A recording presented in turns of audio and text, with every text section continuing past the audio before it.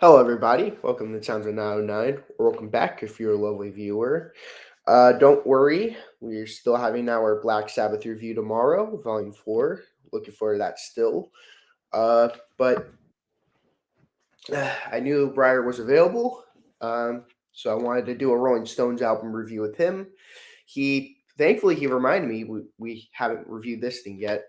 I wanted to review it at some point, and I'm glad we're doing it now because still somewhat recent Mhm. its release date, so it's good that we're talking about it. He has the CD copy. I have the record copy with the gatefold. Great Mm. album. But anything you like to add before we start reviewing this awesome album? Yeah, so yeah, we kinda had this idea for quite some time to review the album. It was kind of supposed to be our little intermission type of review between our mamas and papas before we went to Black Sabbath. But yeah, it's better late than never. I did so a lot of these notes I've had ready for quite some time, and I didn't have to do any revisions to it. I was pretty happy with my notes, and I do have a little bit of information for it. So, of course, this is their 24th studio album, if we're counting the British albums. In terms of American albums, then it's their 26th.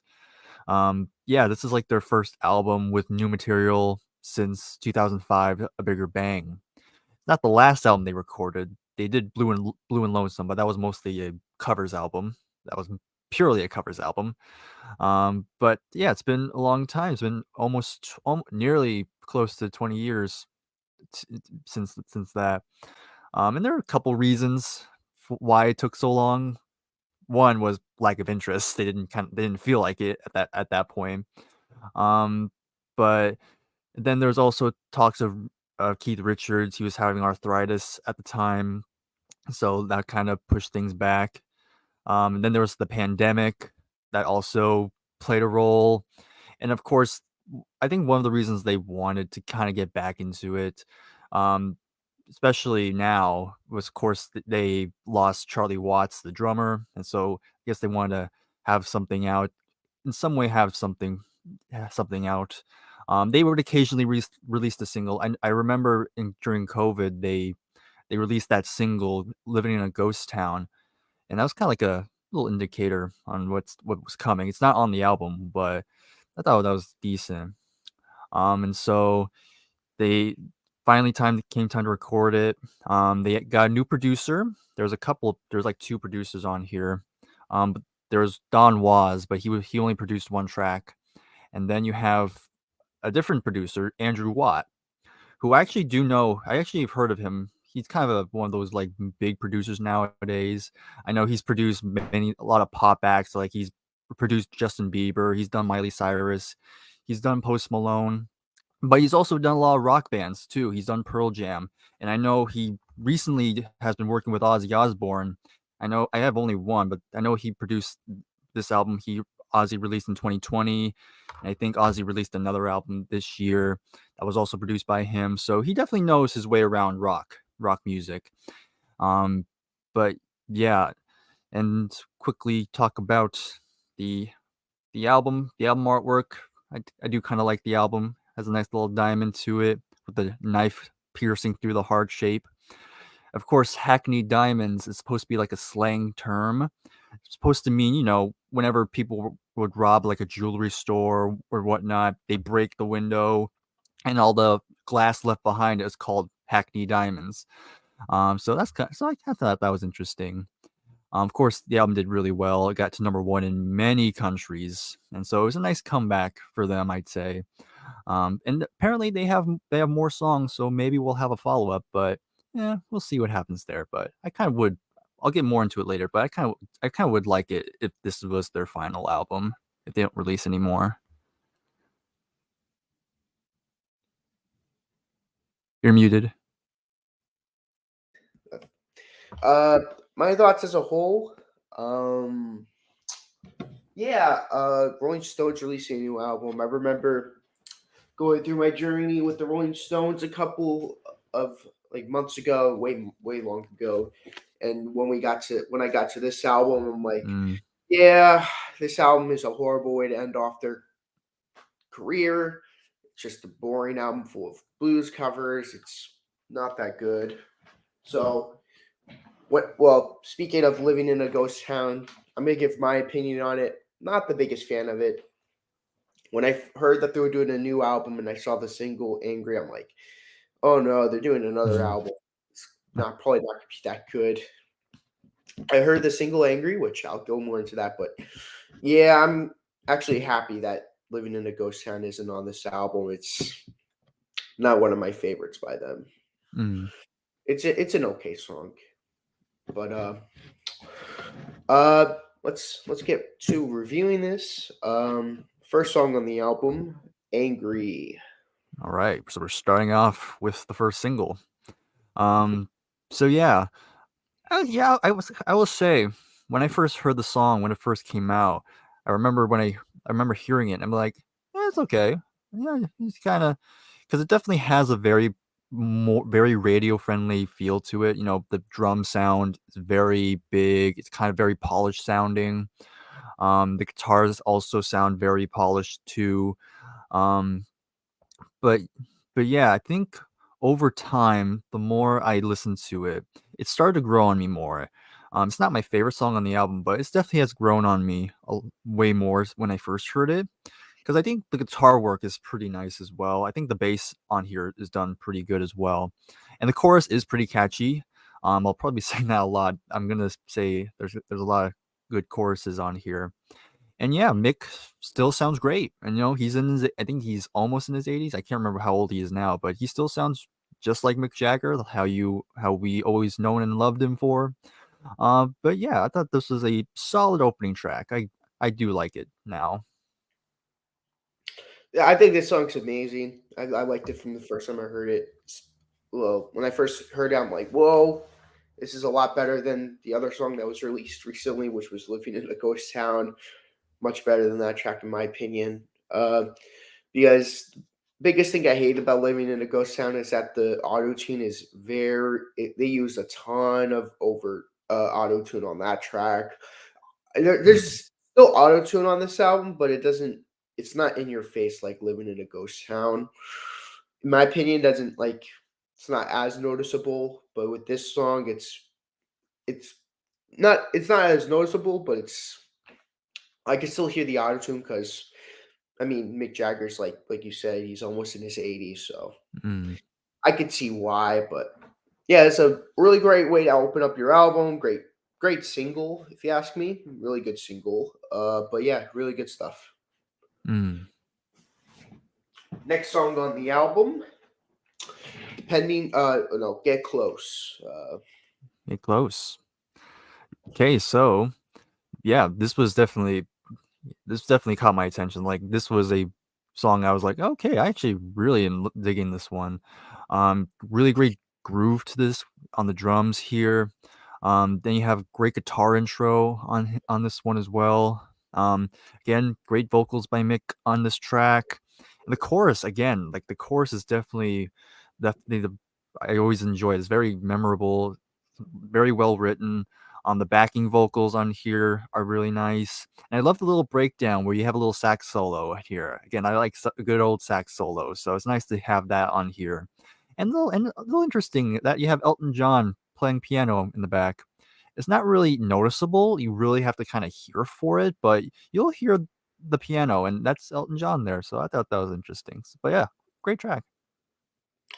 I agree. This is a really good track. I don't think there's anything weak on this album. It's probably my second least favorite off the album, but I think every track on this thing is worth listening to.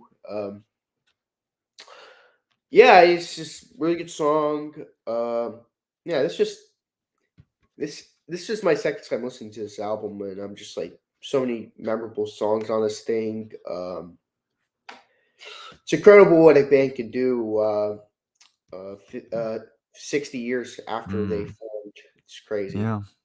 Great stuff. Next song on the album, "Depending on You." All right. Okay, so this one was another song that kind of grew on me. When I first heard the album, I thought it was okay, but again, it's kind of gone up since then. Definitely more slower song, more acoustic heavy. And then there's some like electric guitar on top as well, kind of providing some texture. And yeah, I really enjoyed like the keyboards and organ playing on this track. Yeah, again, I didn't write a whole lot about it, but I still think it's a very good song. It nearly made the top 5. So there you go. Great song. This is a good song, really good song.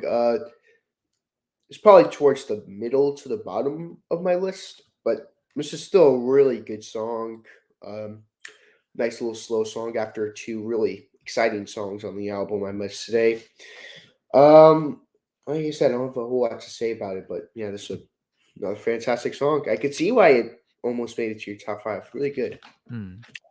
Next song on the album, with Paul McCartney on bass, Mm. "Bite My Head Off." Right. Yep. This is definitely a good standout track. Again, very rocking. Probably the more heavier songs on this album. Very fun. You can tell that everyone had a blast recording this one. Um, you know, the lyrics aren't the greatest on this aren't the greatest. It's kind of, bite my head off. I mean, kind of a little juvenile, but still, lyrics aside, I think it's still a very fun track. And again, Paul McCartney on bass, and he has this great, very fuzzy, very sludgy bass solo in there, which is that was very cool. You never really hear Paul McCartney do something like that. It's not very often where he's just like really going at it. But yeah, just the good stuff. The band sounds great. Guitars, the drums. It's just a very good track. I really enjoyed it. If I'm correct, I think the last time McCartney worked with the Rolling Stones on a studio album was their Satanic Majesty's Oh Request. yeah, that's So yeah. that's interesting. I could be wrong. Someone could be like, "Well, there's that one time he worked where Mm, George Harrison or John Lennon worked with him on this Stones album." But from what I know, I think the last time they worked with him was their Satanic Majesty's Request, which their most mhm. underrated album, if you ask me. Um, I don't remember if you liked that album or not, Bryer, but It's fine. you're probably one of the few people who don't hate it but I don't don't love hate it. it. It's interesting. I will say it's an interesting listen, an interesting footnote in their discography. But am I gonna go out and listen to it? Not very often. Yeah. I remember it was a little higher than Scott's ranking. Hmm. I remember I ranked it the highest, you were the second highest, and Scott was the lowest. Mm, But their Satanic Majesty's Request aside, it's a really good track. I agree. They sound like they had a blast making this. hmm. Uh it's just it sounds like something that would be recorded around the time when they made Some Girls or Tattoo You. Those two albums are some of my favorite Mhm. Stones albums. So if I'm comparing it to those albums, it's a great song. Yeah, it's just the Rolling Stones being the Rolling Stones. Really good stuff. Mhm. Next song on the album, Whole Wide World. Alright. This one kind of ranked more towards the middle, but still a nice, good rock song. Um, Nice guitars here. Again, the chorus, I think, is probably my favorite part of the song. But there's a really nice guitar solo on here. Um, Again, not a whole lot to say about it, but it's just a really good song. And again, that chorus is just very memorable to me. And so yeah, very good. I agree. This is a great song. After that great song with the Bite My Head Off, it's just great follow up track. Um, didn't have a whole lot to say about it, but really, really good song. Really good stuff. Hmm. Next song on the album, the sort of country isk song, Hmm. Dreamy Skies. Yeah. So yeah, like you said, definitely is kind of going back to like their country rock period. That sounds like almost something you hear maybe around the Sticky Fingers or Let It Bleed era type of stuff. But yeah, but the acoustic guitar playing is very nice. You have Mick Jagger on harmonica, which was a nice touch. There's some organ on here. So, again, it's a slower track. It's not really a track I go back to that often. But still, I'm kind of with you. I don't think there's really a bad song on this album, but there's just some songs I like more. This one is more towards the bottom, but still, I still think it's very nice for what it is. So I like it. I think it's one of the best songs on the album. Mm, I really quite like it. I mean, I've always liked when the Rolling Stones had went into country music. I love "Sweet Virginia" off Exile on Main Street. I love that song. mm-hmm, That was always a song I loved off Exile. I love Wild Horses. I really love in Vain. mm-hmm. No Expectation. It's a great song. Yeah. Uh, I love Faraway Eyes from Some Girls. That's one of my favorite songs by them in general. So, as you can tell, I'm a sucker for when they do country music. It's like they should have, in my opinion, they should have did a whole country album. I feel like they would have Mm, did. I feel like they would have did a really good job at that. Especially, well, that I don't know if they could do pull it off now, but if they would have did it around their peak era, either it be like late '70s or early '70s, I feel like it would have been one of my favorite Stones albums. I mean, mm, yeah, I just think the Stones are really good at doing country music. It's just even now they're still good at doing it. It's just mm. I feel like instead of doing an all blues cover album on Blue and Lonesome, they should have did a all country covers album because I think they do country a lot better than blues, in my opinion. Interesting. Yeah. Okay, I can see that. Some people might see like, what the hell is he talking about? Like they're all right at country, but not that good. But like, I don't know. I've always loved when they did country music. That's my take for today. Mm-hmm. Not even that's not even a hot take. I just say it's a take. Yeah. Um, Side two opens up with "Mess It Up." Mess it up. All right. I love this song. I'm just gonna be honest, this is my favorite song on this album. It's the song I played the most. It kind of going back to that disco, kind of funky sort of sound, but done very well here. Again, it's just so catchy. That chorus, the whole mess it up, how they say mess it up on here. And again, I think this is probably some of Mick's best vocals on this album. I really love how he's just carrying it, and I love the part where the song stops for a minute and then he goes to falsetto. I really love that part. Bass playing is great. It's a fun track. Guitar work on here is very cool. And what makes this song kind of special is because this is one of two songs on this album where you have Charlie on drums, because this is one of the songs he recorded before he passed away, and you can definitely tell a difference. Like all the songs before, you have Steve Jordan on drums, and he's doing a great job on this album. But when you get to mess it up, you can definitely tell there's a difference. Like, it definitely has a different feel to it. And yeah, you can tell it's Charlie, just how it's being played. But yeah, I love this song. My favorite, like I said, it's my favorite. I'm not going to go into where this ranks on my top five, but it's one of my favorites as well. Mm-hmm. Uh, I'm also going to go out and say I love when the Rolling Stones go into disco music.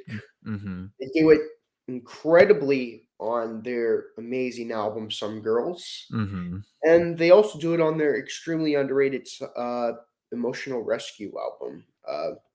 I've always loved when they did disco. Some people will think I'm crazy for saying "Emotional Rescue" is a great album, but I think it's a great album. Yeah, this is a really good song.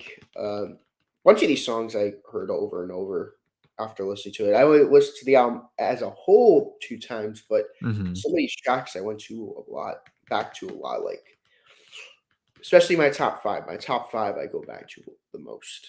Mm. Really good stuff. Next track on the album, "Live by the Sword." All right, Live by the Sword. So this is the other track where Charlie is on. And again, he's great on this track. Elton John also is back on this album on piano once again, so very nice. Very cool intro. I love the hand claps. It really has that Rolling Stones feel. Like this has like when you think of Rolling Stones, it just sounds like this. And also, what's cool about this track is that you have the return, well, the short return of Bill Wyman on bass. They actually were able to get him to play on this track, so it's almost a kind of a reunion to that classic lineup. Um, so it's kind of nice they brought him for this track, and the song itself is very good. It's very enjoyable as well. Another fun one, another good chorus. Very good. I agree with that. Ironically, well, two amazing tracks are in my two of the Charlie Watts songs are in my top five at least. Mhm. That should prove how great of a drummer Charlie Watts is. Mhm. I think it is cool. Well, the only person we would need left to fulfill the classic lineup would be Mick Taylor. Mhm. That's the only Yeah. person we left to get the iconic uh, lineup. Well, if we would want the original lineup, we would have to Okay. resurrect Brian Yeah. Jones from the grave. But Uh-huh. I don't think we Would have that be that. a Satanic Majesty's request to bring Brian Jones back? Mhm. It's good. Yeah. That'd be funny. maybe they'll try to dive into psychedelic music Mm. yet again 60 years later, Yeah. 2027. Uh, yeah, this good stuff though. I love Mhm. Bill Wyman's bass playing. Interesting enough though, Bill Wyman only sang one lead vocal. That's weird. Oh, yeah. And that's on the Satanic album. That's right. That's true. Yeah. Yeah. I do It remember would have that. been it would have been cool to have him like do a lead vocal on a regular Stones song, not just a Mm. psychedelic song. It's just weird to have only one And then song. and there's that one where he's snoring. Yeah, that's the exact song. That's the funny part. Yeah. It was like an inside joke because They didn't his like tell him. yeah, they didn't tell him. The way he found out was when it was released on the album. He was Yeah. just like, I could just imagine him being like, "What the heck is this? Where? Why is there snoring?" Just like Keith Richards and Mick Jagger's little secret. Mhm. Yeah, that's funny though. But yeah, really good song, really good chorus, and yeah, good stuff. Love it. Uh, Next song on the album, "Driving Me Too Hard." All right. Yeah, and I don't have much to say about it, but again, another country rock song, little country feel to it, I say. Um, Again, guitars were good, mix sounded fine. Solid song, but again, don't have much to say on it. It's fine. I think it's a good track too. I agree. I don't think it's nearly as good as Dreamy Skies, but Mm-hmm. it deserves its spot on this album. Good stuff. Can't complain though. Good. Tell me straight. What do you think of that track? Right. So, okay, this is Keith on lead vocals this time. So, always nice to have Keith get at least one song on an album.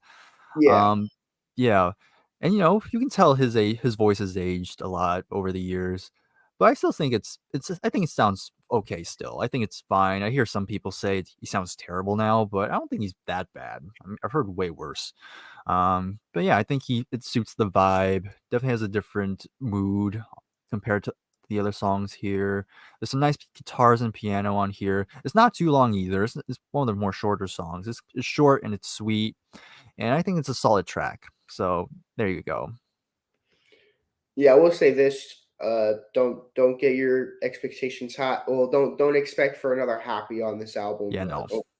Don't expect Little Miss Kine. Don't expect Got Some Silver. Don't expect for those Mhm. songs. It's still a pretty good song. I like it quite a bit, but it's not as memorable as some of his other, his other Mhm. vocal tracks. My personal favorite being Little Miss TNA. That's Mm. favorite. That's the first Richard song I've ever heard from him. So Mm. still a little bit of a bias towards that. Right. Good song though. Good stuff. Next song on the album, featuring Lady Gaga. Mhm. All So we hear is Lady Gaga. yeah, Lady. wrong uh, band. Wrong band.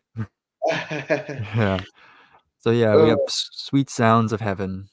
So yep. this was actually the second single. Yeah, of course, when I learned that Lady Gaga was gonna be featured, I was kind of interested. I was kind of interested how it's gonna go. I know there's some Rolling Stones fans who are like, no, like they did not want Lady Gaga whatsoever. But I'm gonna say it. I think she sounds great on this track. I think she has provides some really great backing vocals. I never hated Lady Gaga. Um, maybe next year I might dive into her music again. I always thought she was pretty talented. But yeah, she's great on this track. And the Rolling Stones always occasionally would have female vocalists on their tracks every once in a while. Of course, "Gimme Shelter" is the prime example, and probably and obviously the best example. But this is definitely good. This is definitely great stuff. Again, going back to their gospel influence as well. Stuff like "You Can't Always Get What You Want" is kind of a similar vibe to that. Shine a Um, light. yeah, "Shine a Light," another example. Yeah, great performances all around. Of course, you have Stevie Wonder providing piano on this track, and yeah, it's great. So it's great to have him on this one.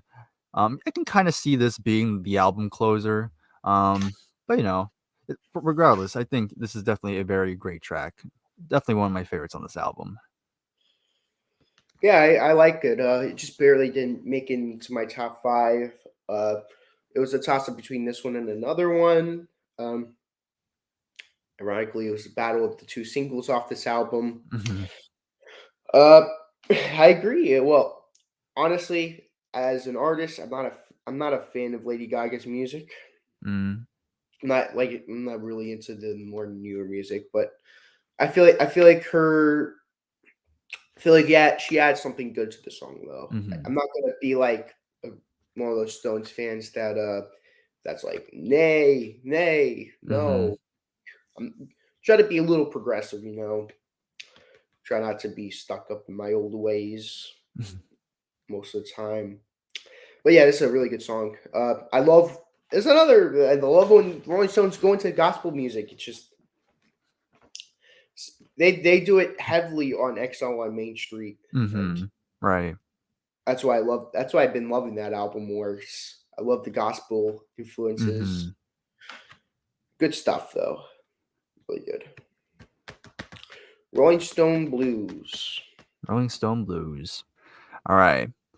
I will say it's probably my least favorite song on the album, but I get why it's here. I understand why it's here. Of course, this is a Muddy Waters song, and what's notable, this was the song where Brian Jones got the band's name from. We all know the story. Brian Jones was trying to book a gig. They asked what's the name of the band, and on the floor was a Muddy Waters album, and right on the back, it had Rolling Stones on it, and so that's where Brian got the name of the band. So in a way, this is kind of bringing the whole career full circle, going back to where it all began. And again, it's not my favorite. I'm not. It's a bit too bluesy for my taste. But I get why it's here. So I think I can kind of see why they chose this as the album closer. Um, and this is also the reason why I feel like this should be their final album because again, it is going back to the beginning. So I don't know how they would follow this up. But yeah, again, it's not my favorite, but I appreciate that it's on here. I agree. This is the weakest song on the album, and I agree that it is cool that they made a song called Rolling Stone after like basically acknowledging Hmm. how they started. I always thought that was cool.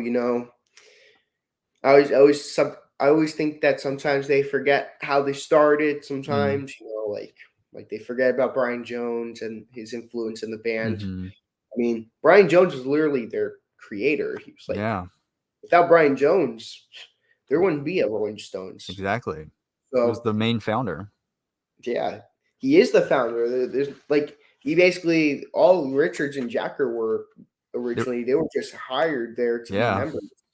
There was Hmm. no. It was just huge. They were just basically they were basically just employees, but then they became the owners. Obviously, when they Hmm. started writing more and they started obviously Jagger sang all the songs. That's when they started to take control of the band. But yeah, can't never forget about Brian Jones though. Hmm. Very important member of this band. But it's a good song. I like the blues, but I Hmm. wouldn't. not as it's a weird way to close out the album after Yeah. Sweet Sounds of Heaven. Uh, okay. What is your top five? Right. Top 5 for me. Number 5, I Got Angry. Number 4, Bite My Head Off. Number 3, Sad Sounds of Heaven. Number 2, Get Close. And number 1, Mess It Up. And I won't give a dishonorable track. Again, even though I said Rolling Stones Blues was my least favorite, I can't hate it. There's not Hmm. really much to hate about it. So for an honorable mention, I'll say Depending on You. Cool. My top five. Number five, Angry. Glad we agree on that. Number Hmm. four, Bite My Head Off. Number three, Dreamy Skies. Number two, Live by the Sword. And number one, Mess It Up. Wow, So like, we had 3 songs in common there. yeah. So well, it's cool that my two favorite songs are the two Charlie Watts drumming songs. That was cool. Mm, As for my honorable mention, I'm gonna say "Sweet Sounds of Heaven" because mm. there are no dishonorable songs. What is your album rating? All right. So as of now, I'm gonna give this an 8 out of 10. Again, very strong album. Definitely a good comeback for them. A lot of great songs. The songwriting is very good. Again, like I already said, Mick still sounds really good on here. The guitar work is really very good as well. Um, Aside from maybe a couple songs I feel weren't as strong as the others, I still think this is definitely a really good album. And yeah, very enjoyed this one. Definitely surprised me. I think there's some people. I think I was definitely one of those people. I came in with kind of low expectations, but it really surprised me. It really surprised me how much I really enjoyed it. So, for right now, 8 out of 10. It could go up. We'll see. Give it a 9.75 out of 10. I think every song on this album is really good. The only reason why I'm not giving it a 10 out of 10 is because I'm only reserving those for my top 100 albums. So Mm-hmm. it's just a 9.75, which is still really good. Yeah, I think it's weird. I watched there's a Stones fan I know, not know, but I watched the videos on. He reviewed all their albums. He made like a Mm-hmm. two-part series of reviewing all their albums. This was back when Blue and Lonesome was their last album, their latest Mm-hmm. album. He made a separate video on this. He said this was their first bad album. He said this was their worst album. I Wow. don't I don't get that. I think this is Yeah, I a don't really get it. Yeah, there's definitely some people out there who don't think it's that good, or they don't think the songs are memorable. I'm like, what? I None of know. these songs were memorable to you? Like what? I always he said all their albums were good at least, but this is their worst album, and I'm like, I Yeah. he's like not only real Rolling Stone fans will think this is a bad album.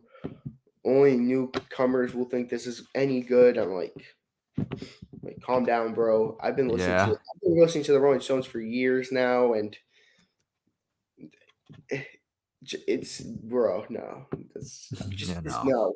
no. This is a good album. This is a great album. Mhm. This ranks fairly high on my Rolling Stones ranking that Mm. me and Jason will be doing eventually, but Mhm. it's much better than Blue and Lonesome, much better than A Bigger Bang, if you ask me, which Yeah. was the two albums that came before it. Mhm. Uh, anyways, thank you guys for watching the video. Any last words you want to say, Bryer? No, not really. Just, just go ahead, give this a listen and make your own decision. Of course, I'm not going to force anyone to like this album, of course. Yeah. My last words are going to be thank you guys for watching the video, and see you guys in the next one, which is Black